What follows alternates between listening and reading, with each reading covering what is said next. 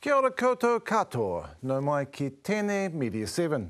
Ko tēnei te wiki o te reo Māori. In this week's program we celebrate Maori Language Week and also explore the new frontier of the digital living room. But first, crime and punishment and the way they play in the headlines.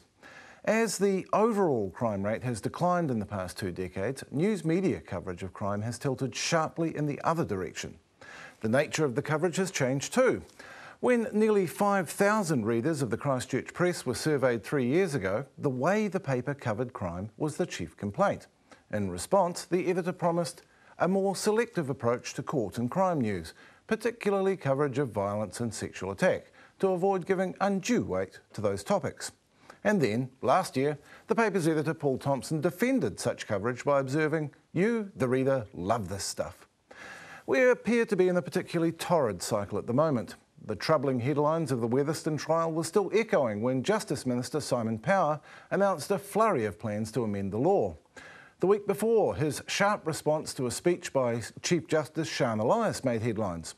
In the past week, the return to the community of Stephen Anderson, found not guilty on the basis of insanity after shooting dead 6 people 12 years ago, has seen some lurid coverage. Are we being spooked? Joining me now are Auckland barrister Gary Gottlieb and freelance journalist and former Dominion editor Carl Dufresne. Welcome to you both. Gary, if we could start with you. You were pretty harsh on Simon Power's promise to pass a law that already existed. Were you at all mollified by his subsequent clarification of what he'd said? No, I'd give that a fail. I think the people were still bouncing off the corridors in Parliament for having given the advice that he'd received. And I made comments that it's a bit of a worry that someone who is supposedly in charge of the law and doesn't know the law is talking about changing the law. And I said a few other things. Might I say, I got a phone call yesterday from Simon Power suggesting we have a chat and we're going to get together and have a coffee. Well, I hope that's a congenial discussion. I'm sure it will be. We had a congenial chat yesterday. Why do you think he did that? Why did he jump out so quickly and make these promises? I think a lot of it is driven by the populist type of situation. I really think that the National Party are being driven, well, the government's been driven by the Sensible Sentencing Trust, along with ACT, which is populist stuff, and I really am concerned about that. Law has developed over the years. It is now incredibly tough to defend cases, and to even take those rights away further is just a worry. And he did say to me yesterday, "We want to be fair." And I said, "Good, I'm only too happy to talk to you." Why is it so hard to defend cases? How does the media really affect that? Because surely what happens in the courtroom happens in the courtroom. Well, I was initially talking about what the law is, and whereas anything about an accused can now come in if he's had previous convictions, propensity, and you can't even say now, my client's got no previous convictions. You're not allowed to do that, whereas the complainant's protected and covered in all sorts of other ways. But in regard to talking about how the media affect a trial, it puts huge pressure upon a trial. And I've had trials where I've literally had media fighting with each other to get the best spot. And it delays the trial, it throws a dimension into the trial, which really is quite unnecessary with filming in court particularly. And I remember some years ago after we brought this in, which I was opposed to, the Australian judges came over to have a look. And they said, "You've got to be joking. How did you agree to this?" You're talking about cameras in the courtroom? Yeah, absolutely extraordinary. And we've got it. And our Chief Justice at the time was trying to be terribly PC, and we're stuck with it. And I just say that sometimes a trial is bad enough without having the media in there and cameras going and all the other pressures, and it really doesn't add to a good system of justice. And Carl, I'm guessing you're going to disagree because you've... Well, only partially. I mean, I think the very strong case can be made for cameras in court. And just looking at it pragmatically, I think we're stuck with it. The system has existed for, I don't know, 6, 7 or more years through 2 Chief Justices, and I think it's pretty well entrenched now. I don't think there's going to be any going back on that. I can share the concern of people like Gary at the fact that criminal trials have almost become a kind of gladiatorial circus. They've become a form of court has always been... Which was precisely the fear when the idea was first raised. Well, yes, but the countervailing argument is that the courts are supposed to be open to public scrutiny. I think there's a certain onus on television organisations to try and cover court responsibly here. In a situation like the Weatherston trial, which was just so sensational in every respect, I mean, it couldn't help but be very theatrical. But I think in other cases, I think legal proceedings, criminal proceedings have been kind of demeaned and degraded by the media scrums that we see on the street outside. I'm not at all comfortable with that. But as I say, I think it's important that the courts, as public institutions, open institutions, should admit cameras. Justice be seen to be done. Well, yes, yeah. Going back to Simon Power, until Gary had his appearance on Morning Report, everyone, I think, in the news media had faithfully written up Simon Power's speech, saying that he was going to introduce a law that actually already existed, as if he was saying something new. Is that at all an embarrassment for the media? Should there have been someone who knew what the law was? Well, I would say, with due respect, if the Minister of Justice doesn't know what the law is, then a newspaper newsroom, which is throwing together the day's news at great pace and under extreme pressure, as you would appreciate applies in any newsroom, I don't think it's realistic to expect that some journalist in a newsroom is going to know more than the Minister of Justice and his advisors do. I think that's unrealistic. Now, I noted in the introduction there that the amount of the news that is composed of crime news has gone up markedly in the past 2 decades. I think the figure is, and this is your turf, between 1992 and 2001, the amount of page space devoted to crime news in the Dominion doubled. Why has that happened? I haven't seen those figures. I'll take your word for it. Certainly the amount of crime coverage in the papers and on television has increased. I'd make a slight qualification there. You did say that the overall crime rate has gone down, and I note that Dame Sian Elias, in her speech a couple of weeks ago, made the point that, in fact, violent offending has substantially increased, and I think that goes some way towards explaining why we're seeing more crime reporting in the media. It's the nature of the crime. But that same research by Judy McGregor found not only that people thought the crime rate, overall crime rate was rising, they thought prison sentences were getting shorter. In fact, they were getting longer. Does the media have to own that failure of perception? I think if it's violent crime, then by its very nature, it's fairly sensational, and it demands to be reported. You could certainly make a case that the reporting should be a little more moderate. Certainly, and I think I'm talking about the electronic media and television in particular here, rather than newspapers. Yeah. I use the 3 S's with reporting of cases: selective, sensational and salacious. And that's my observations, having sat in the court and then observed what comes out. It is really those 3, and I really am concerned that the spin that's put on it. And I had one case where I had 19 different media coming down the corridor fighting with each other to get closer to my client and his people, and it's really quite disgusting. Well, speaking of sensation, perhaps we could look at the TV3 News report. They were one of the organisations that reported Stephen Anderson being released back into the community, perhaps in a slightly excitable way. We could look at that now, I think. Health bosses have been defending the decision to release one of the country's worst mass killers 12 years after the massacre. Stephen Anderson was found not guilty of murdering 6 people at Rarimu by reason of insanity and was locked up in full-time psychiatric care. But now he's living in the community, as Jane Luscombe reports. A quiet Sunday in the Upper Hutt suburb of Clouston Park. Stephen Anderson is believed to have been living here since earlier this month.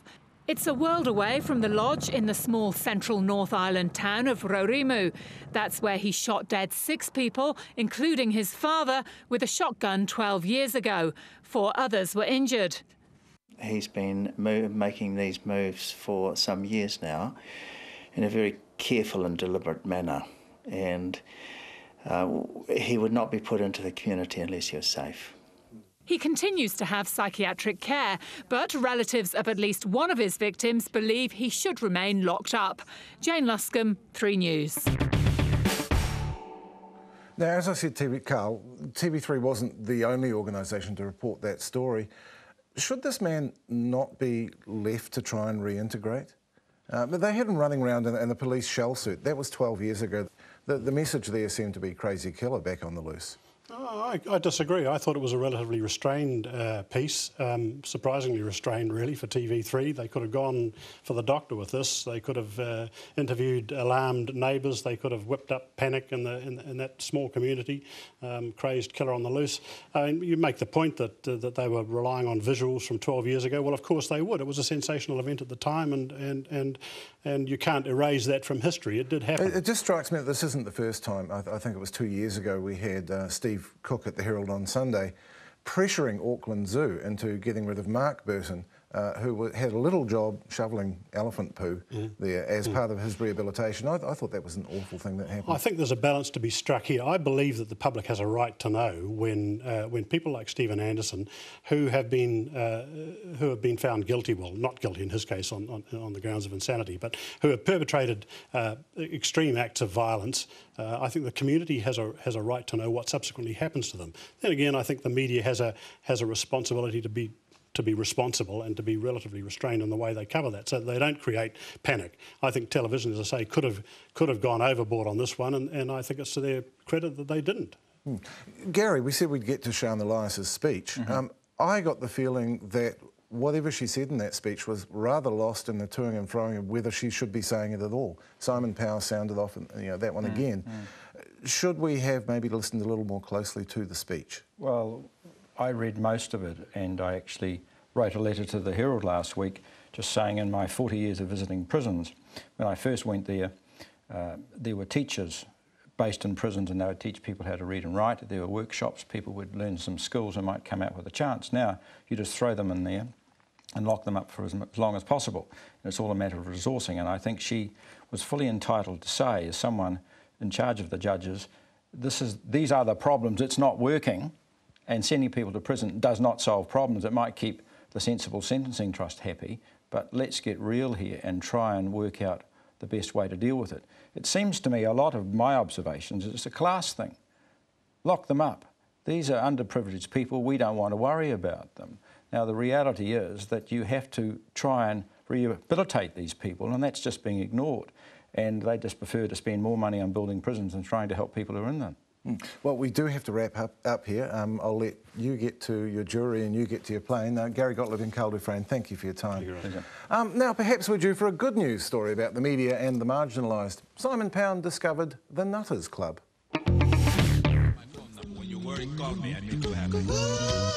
Good evening. Welcome into the Nutters Club, the show about nutters for nutters, brought to you by a nutter. I'm Mike King. Hello, what's this on the radio?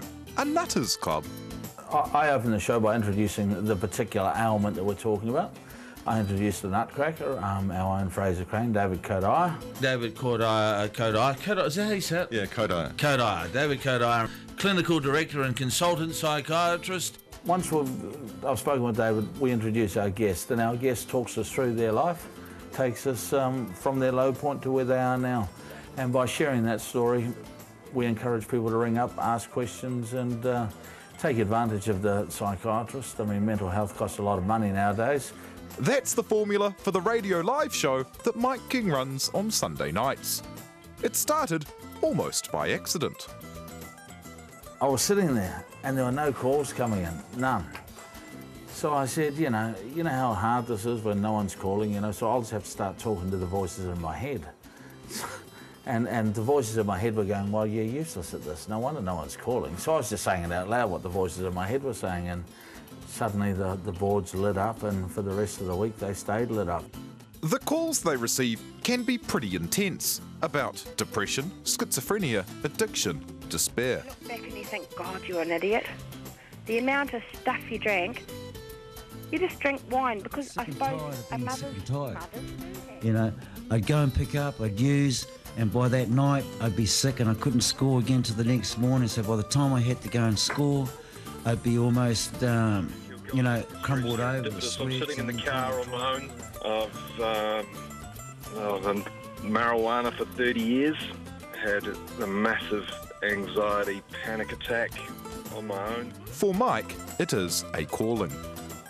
When I had my stroke a couple of years ago, before that I was a capitalist who was money driven, who cared about no one but himself and getting ahead and fame and everything that goes along with that, you know, fast lollies and, you know, lots of liquid lightning.